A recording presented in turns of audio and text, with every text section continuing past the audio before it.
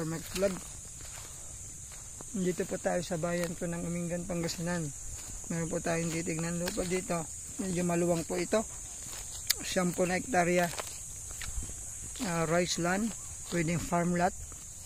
Gawing pag-alagaan ng hayop. Pwede din po ito. Dami pong kawayan po yan. Kasama po lahat yan. Tapos may mga duhat. Akasya. Tamarin. Yung mga laman po ng property na to. Dito po kami ngayon sa gitna. Pupuntahan po namin sa harap mamaya yung sinasabi ni Kuya na nakadikit po sa kalsada. Ayan po, kasama po lahat yan. Mga akasya, may mangga rin, mga ano siguro daw sabi ni Kuya 20 more or less. Tapos may mga mahugani. Hanggang doon pa po yung property natin, ma'am. So mga nasa 5 to 6 hectares po ang na tatamnan po ng palay ito. Hanggang doon po yon sa may akasya na yon.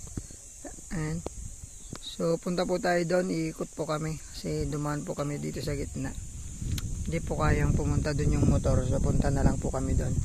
Yun, mayroon din po itong tubo. Sabi ni Kuya may irrigation din daw doon sa side nito. Hindi daw po itong second crop ganan.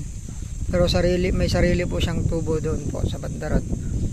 Pwede po itong pagtamnan ng palay, gulay, mais yan. So may part po doon na mataas. May mataas din po doon. Pwedeng pagbahayan po doon. Gawin po itong bakasyonan po. Ngayon lang, medyo maluwang lang po ang property na to.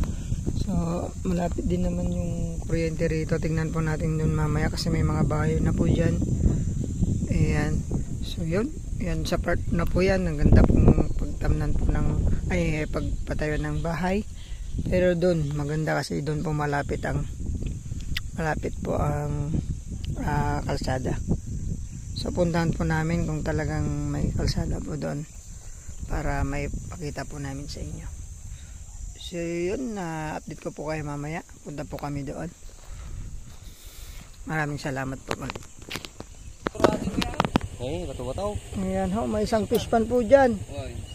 Asan dito po tayo sa may medyo ayan po yung dito maraming akasya, mangga din, mga bayog. Ayan po, dito po tayo sa part na medyo mataas. Pwede pong lagyan ng dito, kubo. Tapos doon po yung mga ibang mangga. Ayan po, may mga mangga po doon. Yun yung irrigation na sinasabi nila, bro. Yung irrigation na maliit. Minitang siya. So yan po yung pinagkukunan ng tubig minsan. Tapos yun isa doon yung deep well nila. So yun po, ito po yung natatamnan, may isang fish pan po to. Daming akasya, kawayan, bayog, tas mga mangga. So perfect po ito sa mga pag-alagaan ng hayop. Tapos meron ka na rin pong pagtatamnan ng palay.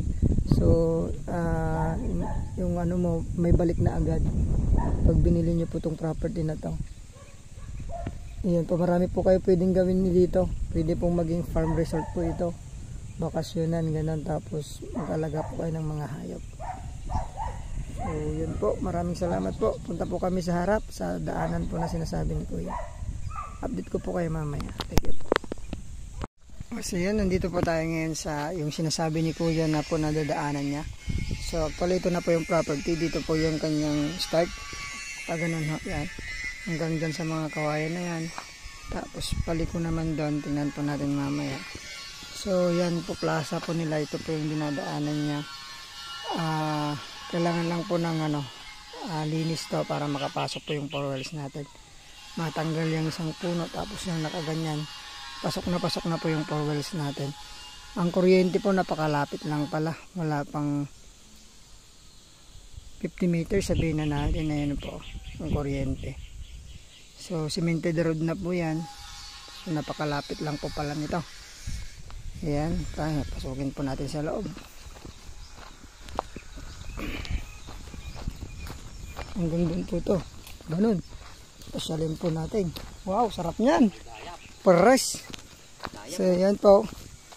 Yan po, pag ganyan po yan doon, may mga kan na po. May mga bakod na yan. So, kasama po yung bayog na yan. Pwede pong paggawin po yan na ano, kulungan ng manok, baboy, kambing, baka. Yan, pwede po. So, dito sa part na to, may mga mangga po. Pasyalan po natin. Ayun ho, nasunog yung kanilang kawayan.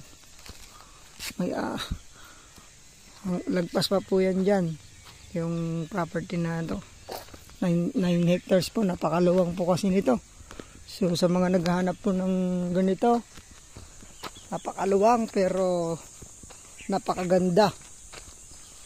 Napakalapit po sa ano,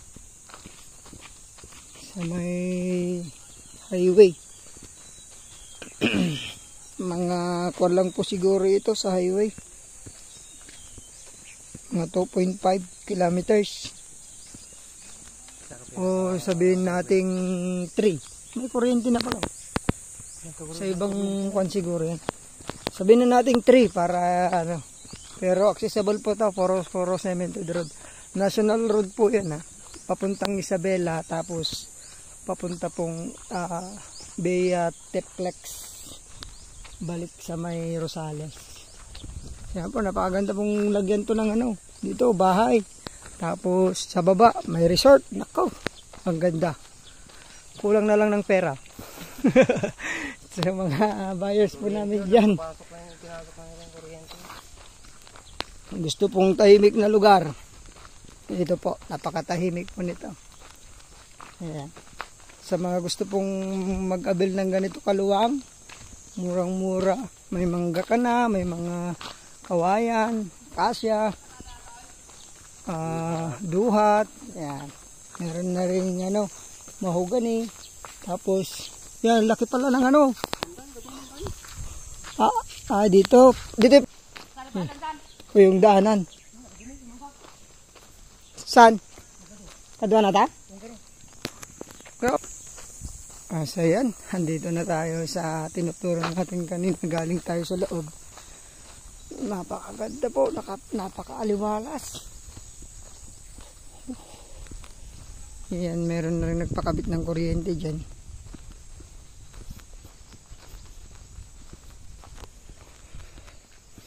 Yan po yung makikita nyo dito sa farm na to, rice land, farm lot. May makunting mangga. Galing po tayo dun kanina. Ayan po yung duhat po na galingan natin. Lalaking duhat pa lang laman nito. Yun, may duhat pa rin doon. Ang ganda. So tumawag lang po kayo sa aming numero nilalagay dito. Kuryente pala to ng ano, patubig.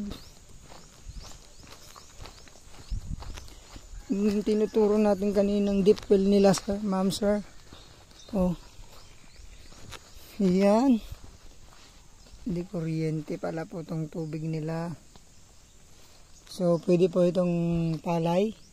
Second crop ng palay. Pwede ding gulay. Mais. Ganon. Pwede ho. Yan po yung nanggalingan din natin kanina. Yan. So 9 hectares, napakaluwang po nito. Ang ganda. Murang-mura po ito. Ayun, sana ho magustuhan nyo itong inaalok po namin sa inyo ngayon na property, 9 hectares titled property, pangalan po ng seller. Napakaganda po yung kanyang property. Yan po lahat po yung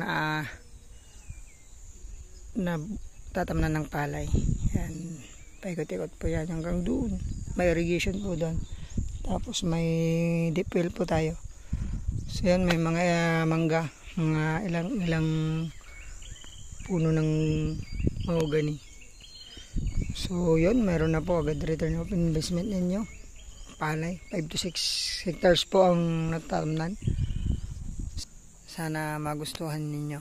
Tawag na lang ho kayo sa aming numero sa screen. Yun na rin po ang Viber ko tsaka WhatsApp ko. Tapos pwede kayong mag-message direct sa akin sa FB ko, Jeller C. Belmoro. Ayan ha. So maraming salamat po. Ingatan po kayo ng Panginoon. Pagpalain po sa lahat na yung ginagawa. Thank you so much. Bye.